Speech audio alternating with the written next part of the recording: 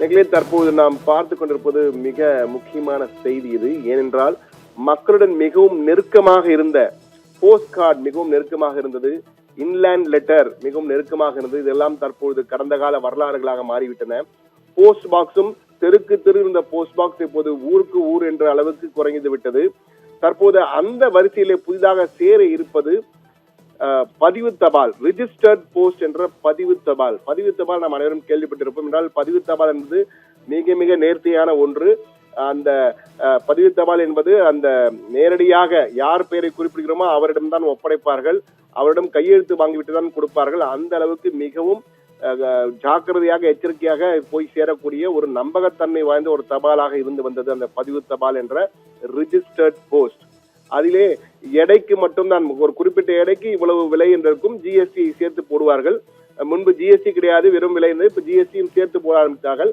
ஆனால் தற்போது இந்த பதிவு தபால் என்பது முற்றிலுமாக நிறுத்தப்பட்டு, அதாவது அது மெர்ஜ்டு வித் ஸ்பீட் போஸ்ட் என்ற விரைவு தபால் என்று அழைக்கின்ற ஸ்பீட் போஸ்டுடன் சேர்க்கப் போகிறார்கள், இணைக்கப் போகிறார்கள். இதனால் இனிமேல் பதிவு தபால் வராது, ஸ்பீட் போஸ்ட் மட்டுமே வரும். ஸ்பீட் போஸ்ட் வந்துவிட்டால் என்ன ஆகும் என்றால், அதில் எடைக்கு மட்டுமல்ல தூரத்தையும் சேர்ப்பார்கள், எடை, தொலைவு மற்றும் ஜிஎஸ்டி. எனவே கட்டணம் நிச்சயமாக உயரக்கூடிய வாய்ப்பு என்பது மிக மிக மிக மிக அதிகமாக இருக்கிறது, மாற்று கருத்தே இல்லை. பதிவு தபாலில் சேவைக்கு குறைந்தபட்ச கட்டணமாக தற்போது இருப்பது 26 ரூபாய் மட்டுமே. ஆனால் விரைவு தபால் வந்துவிட்டால் குறைந்தபட்ச கட்டணம் 41 ரூபாய்.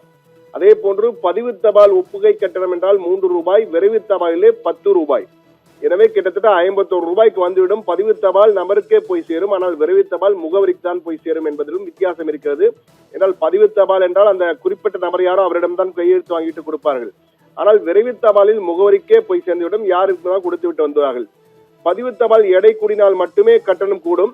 ஆனால் தேசம் முழுக்க எவ்வளவு தூரம் சென்றாலும் ஒரே கட்டணம் தான். ஆனால் விரைவு தபாலில் எடைக்கு மட்டும், எடை கூடினாலும் கூடும், தூரம் கூடினாலும் கட்டணம் கூடும்.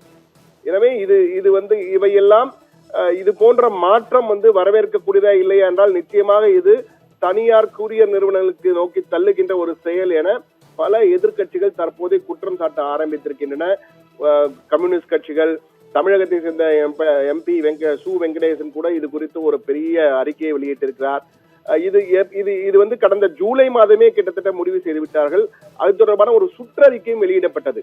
அந்த சுற்றறிக்கை அதிகாரப்பூர்வமாக டாக் பவன் என்ற தபால் அலுவலகத்திலிருந்து அந்த சுற்றறிக்கை வெளியிடப்பட்டது.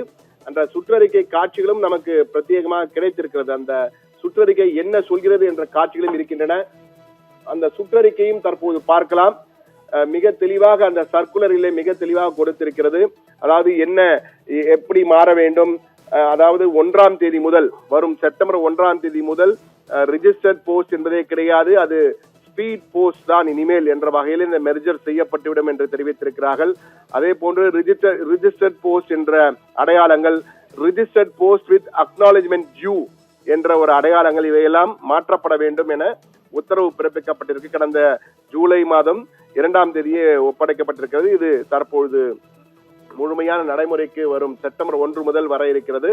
எனவே பதிவு தபால் என்பது ஒரு வரலாறாக மாறப்போகிறது. இந்த பதிவு தபால் இன்று நேற்று வந்தது அல்ல, 128 ஆண்டுகள் பழமையானது இந்த பதிவு தபால் என்பது. மிக பழமையான ஒரு சேவையாக இது இருந்திருக்கிறது என்பதுதான் மிக முக்கியமாக நாம் பார்க்க வேண்டியிருக்கிறது. எனவே 128 ஆண்டுகள் பயன்பாட்டில் இருந்த பதிவு தபால் சேவை தற்போது முடிவுக்கு வருகிறது. இந்த 31ஆம் தேதி முடிவுக்கு வருகிறது. செப்டம்பர் 1ஆம் தேதியுடன் விரைவு தபால் சேவையுடன் இணைக்கப்படுகிறது என்பதுதான் இதற்கான அதிகாரப்பூர்வ அறிவிப்பை தற்போது இந்திய அஞ்சல் துறை வெளியிட்டிருப்பதால் நிச்சயமாக இது கட்டணம் கூடும். ஆனால் மக்கள் இதை வரவேற்பார்களா, எப்படி எடுத்துக் கொள்ளப் போகிறார்கள் என்பதெல்லாம் பொறுத்திருந்தான் பார்க்க வேண்டும். எது எப்படி இருப்பினும் தபால் துறை நவீனமாக்கல் என்ற கட்டத்திற்குள் உள்ளே சென்று கொண்டே இருக்கிறது. இதனால் பல பழமைகள், நம்முடன் மிகவும் நெருக்கமாக இருந்த பல பழமைகளுடன் தற்போது பதிவு தபாலும் ஒரு வரலாறாக மாறப்போகிறது என்பதுதான் தற்போது முக்கியமான செய்தியாக பார்த்து கொண்டிருக்கிறோம் நேயர்களே.